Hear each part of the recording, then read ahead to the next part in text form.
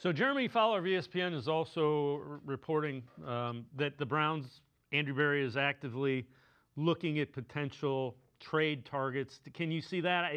My perception is everybody needs offensive linemen at this point in the NFL. Well, look, we're always looking, and we know that with Andrew Berry. The question is, what are you willing to spend at this point? And, what are you going to maybe get? I mean, are you looking, is there a guy out there who's in a disgruntled situation?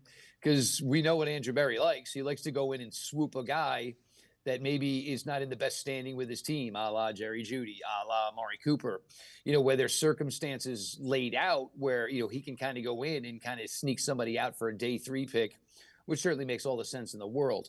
To do it now, you're probably going to pay a little bit more, than market value.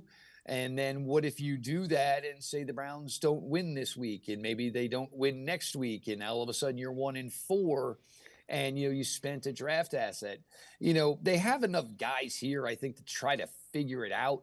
And with the way the offensive line was going to be this year, look, I mean, there was a lot of questions. I mean, it was great that they all kind of came to camp healthy.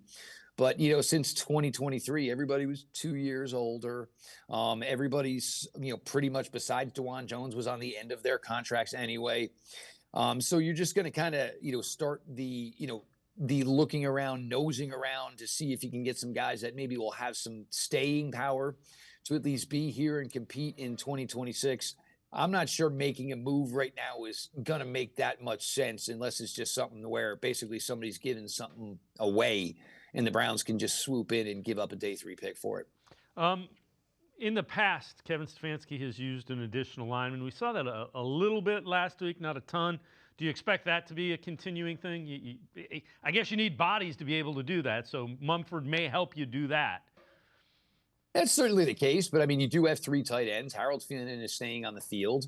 Aiden Huntington, it's probably one of the most under talked about rookies right now because he probably has about 4 or 5 roles, and you're paying him absolutely nothing to perform all these roles.